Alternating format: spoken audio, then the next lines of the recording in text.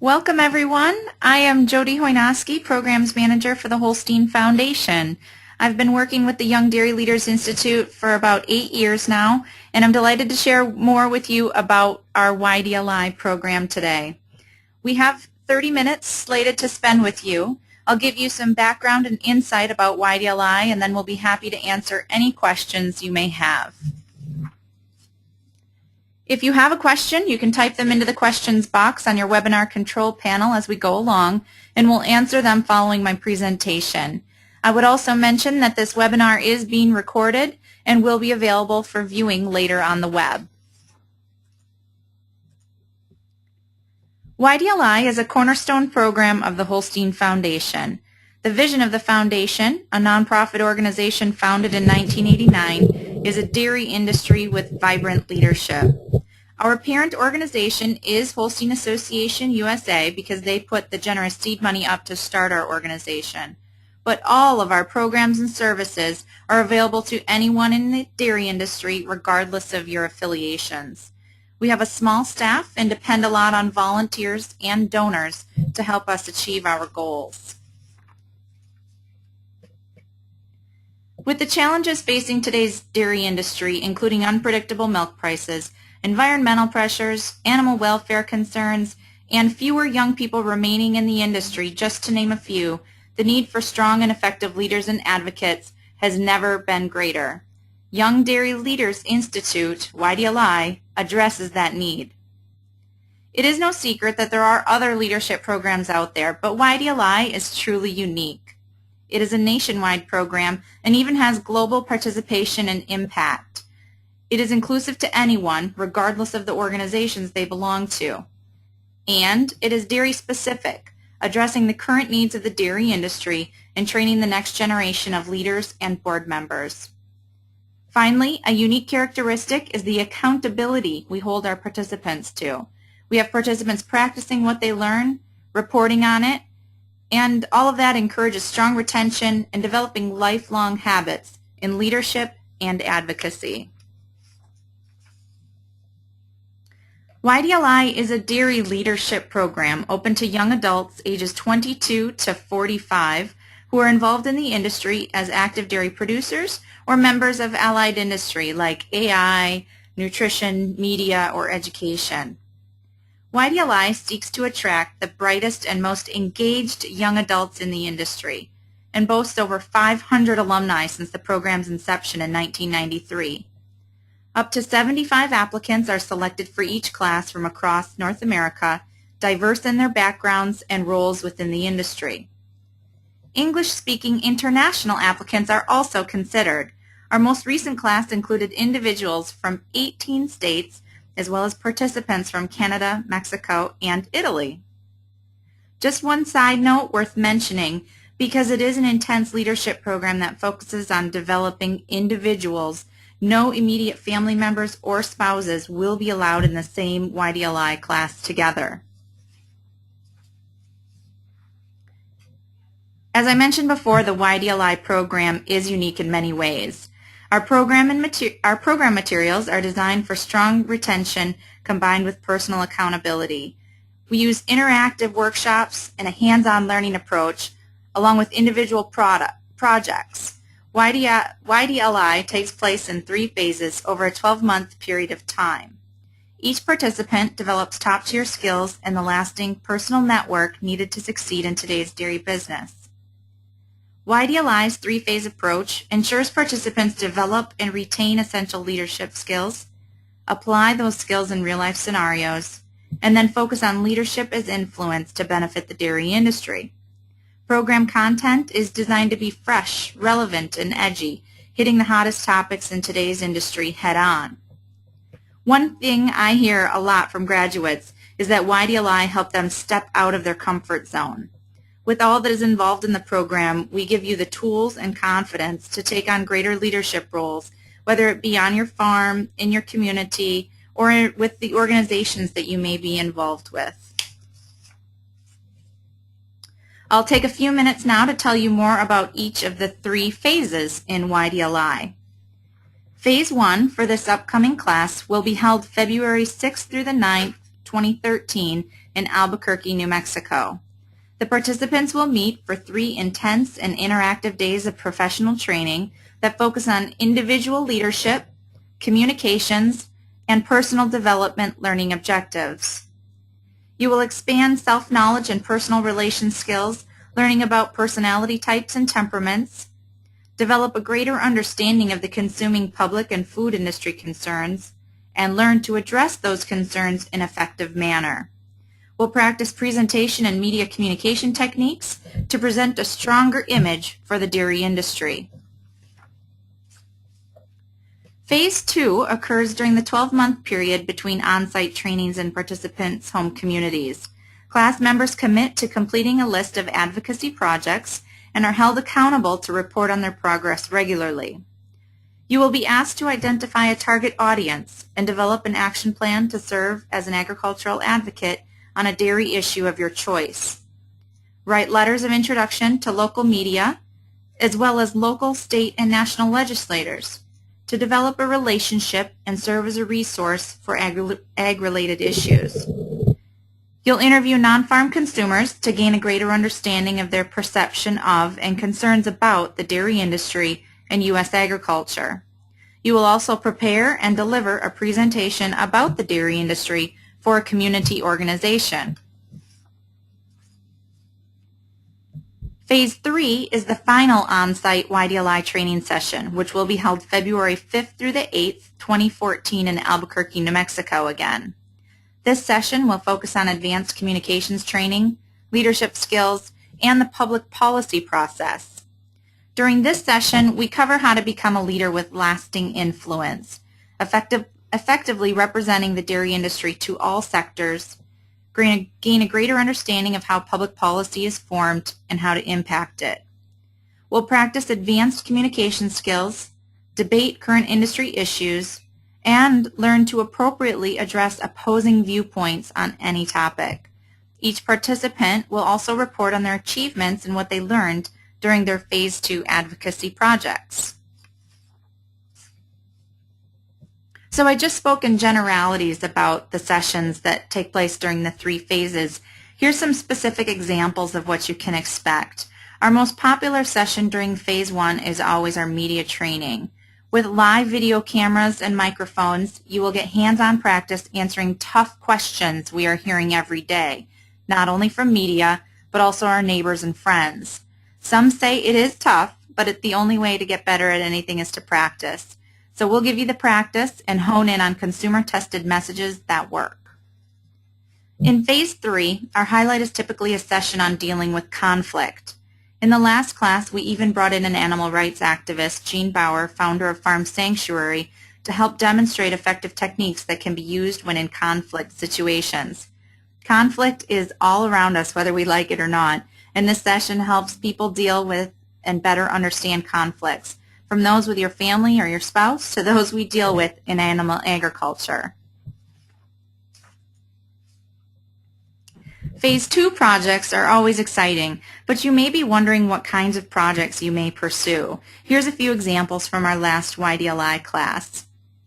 Rachel Sadizan developed a blog about her daily dairy farming adventures in Pennsylvania and encourages others to share our story. In the first few months, she had close to 2,000 visitors, with peak viewing at almost 500 in one day. Catherine Homan hosted a booth at her Illinois YMCA open house, promoting the nutritional benefits of chocolate milk after exercising, and handed out over 100 bottles of milk. Katie Davis organized a group of local dairy farmers to participate in a Wisconsin Dells festival that touched 20,000 people. They walked cows in the parade, handed out dairy products at an educational booth, and answered questions. She said it was the best feeling, hearing people cheer for the cows in the parade. Jenna Wagner increased agriculture education in the Sioux Empire with a pen pal program, where farmers write with the students and work with the teachers to integrate ag in their curriculum. One thing that won't be found on our program agenda, but is well worth mentioning, is the networking that goes on and the lifetime friendships that are made over the course of a year in YDLI. Andy Birch is a YDLI Class 7 graduate and dairyman from Vermont. He said that YDLI was truly a life-changing experience for me. It is good to know that there are so many talented and energetic young leaders in the dairy industry, and I'm sure the connections we made will help us for the rest of our lives. Once a class is established, we put together an email group to keep the class engaged in discussion throughout their YDLI experience and well after. This past YDLI class even established their own Facebook group. We really encourage interaction at our on-site meetings, and that helps foster the close relationships that come out of YDLI classes. At this time, I will turn the presentation over to our guest, Krista Sheehan, to share a little bit about her YDLI experience from a participant's perspective. Krista is a graduate of our most recent YDLI class and works with Dairy Star newspaper out of Minnesota. Krista? Thanks, Jodi. Yes, I was a recent YDLI Class 7 graduate, and I would have to say YDLI has been one of the greatest experiences that I've had for the dairy industry as well, like Andy had said. And really, through this whole experience, I really got to first meet a lot of new people. It opened a lot of new networking opportunities for me, and it was just a lot of fun. You know, with the people that you meet, it's not only just your YDLI classmates, but it's also the advisory committee and the people that you go out and meet when you're doing your Phase 2 projects. And you know, to be honest, before I even went to my first YDLI class, I was kind of nervous to go. But once I got there, it was just like meeting old friends. It truly was. Once people in the dairy industry get together and realize all their connections and all their passions, it really just kind of rubs off on each other, and the enthusiasm that was there at YDLI was just infectious. And so it really just gets you going about going out there to promote dairy and get out in your own community. So meeting those people was really great. Not only, like I said, not only the YDLI class, but the advisory committee. And in addition to that, Jodi had mentioned some of the other things that go on during Phase 2. We also had to interact with local media and legislators. And, you know, that really, like Jodi had said, really pushed me out of my comfort level, because at that point in time, I didn't really think that maybe I was the person to go out there and be that person in my community. But once you do it, you realize that those people just want to know information, and you have that information to tell them. So it really helped me to push myself outside of my comfort level and give those people the information that they need. Because obviously, like Jodi had also mentioned, there are many people out there who just don't really know a whole lot about dairy and need more education and information about it. The networking opportunities that were given to me, you know, there are so many more ways to get involved with promotion and teaching other people about agriculture that really I didn't even realize. And YDLI pushed me and a lot of my classmates to go out there and do it. In my Phase 2 project, I actually worked with a group in Olmsted County in Minnesota, my home county, to create a Miracle Birth Center at our county fair to not only kind of spark the county fair again, but also to give people a glimpse of what happens on the farm. You know, and I just had a small part of this. There were so many other people that were involved in putting this together. But, you know, I don't know if I would necessarily be as involved with it if not for YDLI, just because, you know, it was kind of that push that that it gave me to be out there in the community and promote and teach other people. On top of that, YDLI also gave me the opportunity to give me more confidence and talk with more confidence about maybe some of the so-called controversial issues in the dairy industry.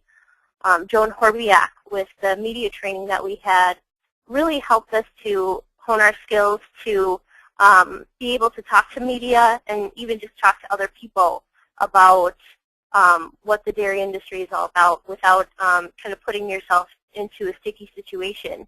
So it really did help me gain confidence in that aspect too. And overall, like I said, it's just YDLI is a lot of fun. Not only is it gaining information and giving you additional skills, but it also is a chance for you to socialize and meet other people and really create this network of people all across the nation and even other parts of the world.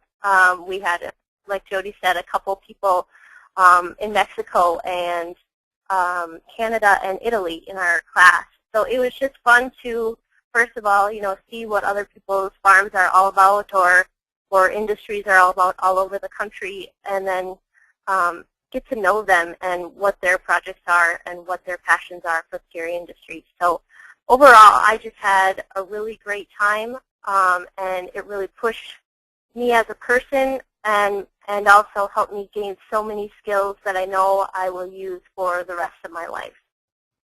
Much appreciated, Krista. Yes, she will stay on the line with us, as she just mentioned, to help answer questions in a few minutes. But right now I wanted to just go over a few logistics to maybe answer a few questions you might be asking yourself right now. The Holstein Foundation is the organization behind YDLI, and we get our support from generous corporate and individual donors to help cover the cost of the program development and materials, expert speakers and presenters, and all the meals during the on-site conferences. YDLI participants are responsible for a $500 participation fee, which covers all 3 phases of the program. Participants make their own travel arrangements and pay for their own airfare and other transportation costs associated with attending phases 1 and 3. The participants are also responsible for their lodging costs during phase 1 and 3. Accommodations are arranged for the participants with an assigned roommate unless you would request otherwise to help share the room cost. We do have a $99 a night rate locked in, so you could plan on about $50 a night for hotel costs. Here I've translated the costs you would be responsible for into a sample budget. This includes the registration fee, 2 flights to Albuquerque, and 2 hotel stays for the phase 1 and 3 meetings. The total here is $2,000 over the course of 18 months, but that is very dependent on what kind of flight fares you can find. If you or someone you know has frequent flyer miles to burn, that's a great way to save some money. Participants are also encouraged to seek sponsorship to help cover their program attendance. For example, from your employer, your milk cooperative, feed supplier, or others. You can point them to the Holstein Foundation website for more information, and feel free to contact me if you need anything more. To help accomplish our goals with the YDLI program, we have a volunteer YDLI advisory committee that offers guidance to the Holstein Foundation staff in developing program content and serves as mentors for YDLI participants. Here you can see our current YDLI advisory committee. They are a energetic but diverse group geographically with their affiliations and in their backgrounds. If you are interested in applying for YDLI Class 8, and we hope you are, applications are due August 1st. They can be found on our website, www.holsteinfoundation.org. Selected participants will be notified by October 1st, and if accepted into the class, the full registration fee will be due November 15th. Then you can begin making your travel arrangements to attend our Phase 1 program. As a quick review, since YDLI does require a significant time commitment, both for attending the meetings and homework during Phase 2, we want to make sure you, your family members, business partners, and employers all understand the time that's involved. Phase 1 will be held February 6th through the 9th, 2013 in Albuquerque. Phase 2, that's the year in between meetings. Participants complete monthly community assignments and report progress. Then the Phase 3 meeting will be held February 5th through the 8th, 2014, again in Albuquerque. At this time, Krista and I will be happy to answer any questions from the audience. If you have a question for us, you can type it into the question box on your webinar control panel as you see here on the screen. Okay, the first question I see, how many applicants do you get each? You know, it varies. When YDLI was started a long time ago, classes were a lot bigger. There was probably over 100 people involved in those classes. What we've learned through time is, as I mentioned, we have a cap on the amount we allow into a class at 75 right now.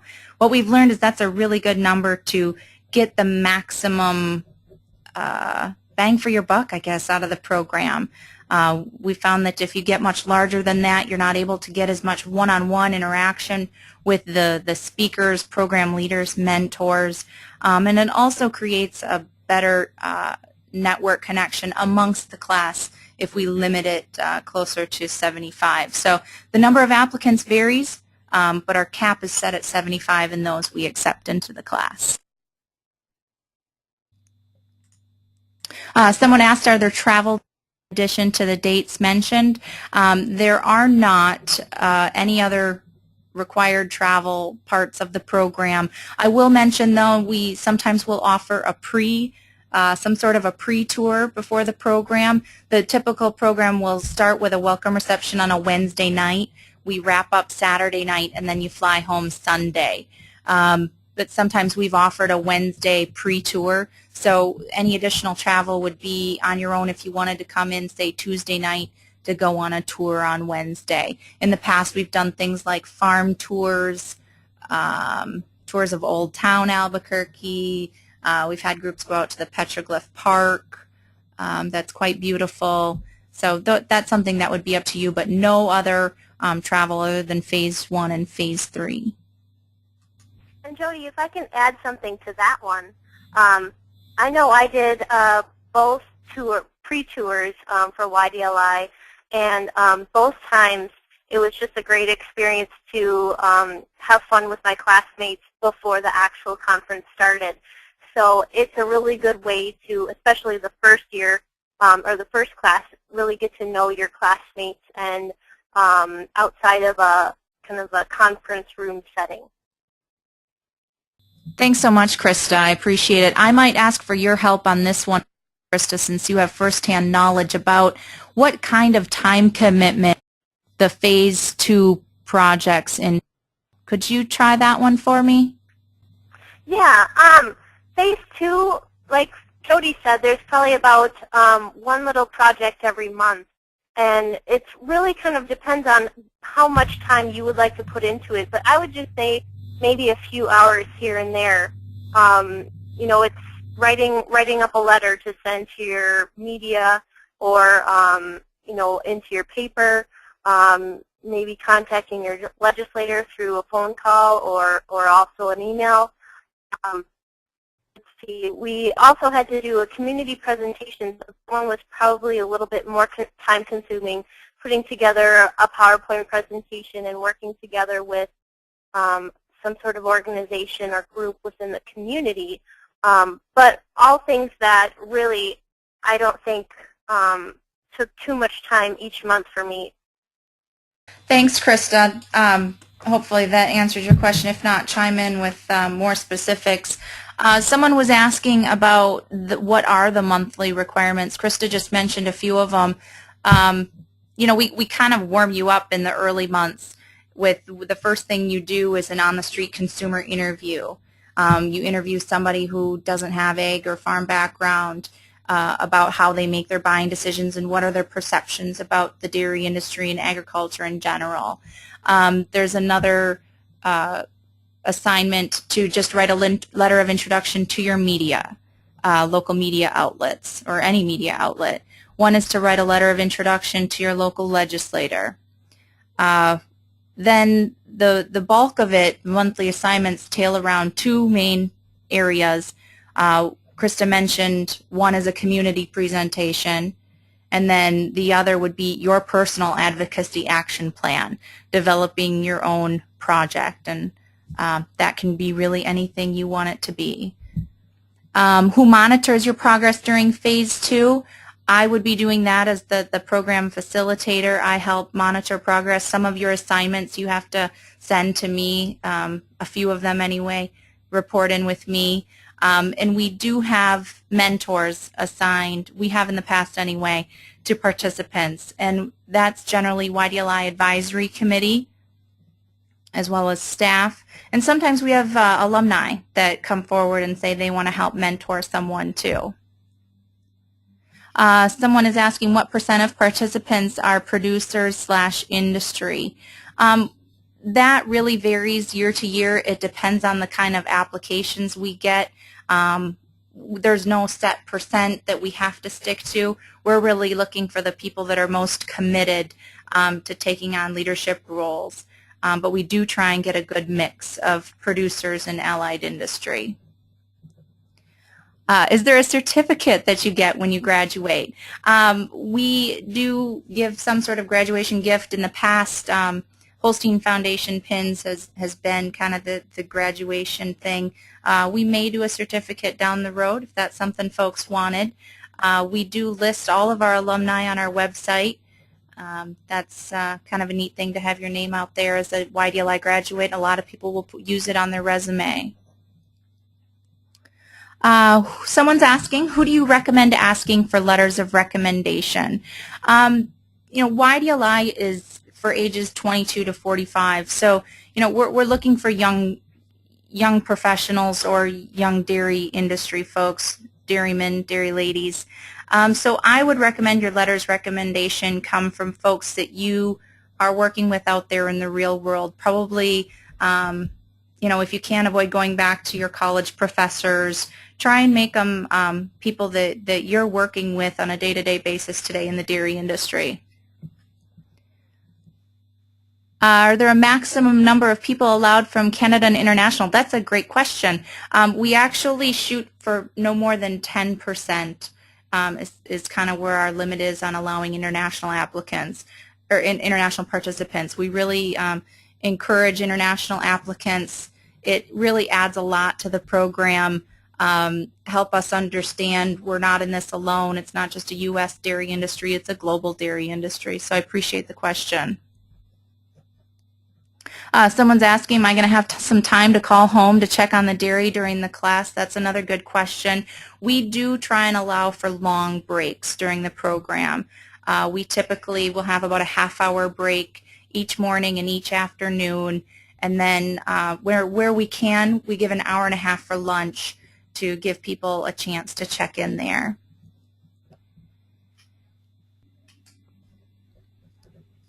Okay, someone's asking if you know someone that's been accepted to YDLI Class 8, can you request them to be your roommate? You can, but I'm probably not going to acknowledge it. One part about YDLI, again, going back to the networking aspect, we really try and introduce you to new people and get you out of your comfort zone. So we want you to make some new friends in the program. You'll have plenty of time to see your friends again at breaks and lunchtime and evening hours. I understand there is a little bit of social time that goes on after hours as well. Krista, did you want to comment on that at all? Yeah, I would just take YDLI as a time to just get to know as many people as you can. And, we really bonded as a class, and like I said, I didn't know very many people going into this and was kind of nervous about it, but once I got there, it was just like old friends almost. We were able to talk, and we got along really well, and I think it's a great time to get to know other people.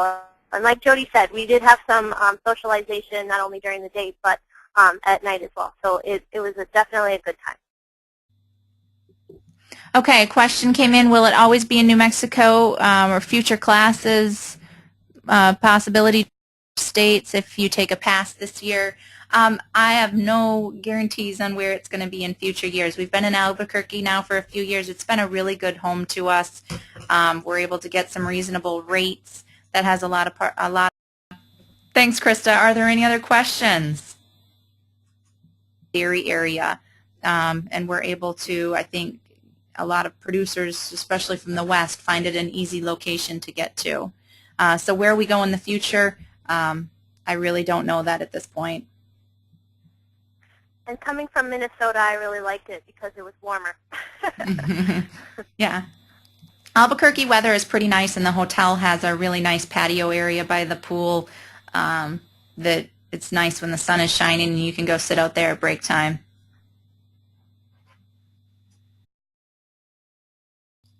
All right, I'm not seeing any more questions coming in our queue, so I'll give you another minute or two. We'll wait to see if any more come in, but otherwise we'll bid everyone adieu, and thank you again for joining us. I hope you found it informative. Again, feel free to contact me anytime with questions.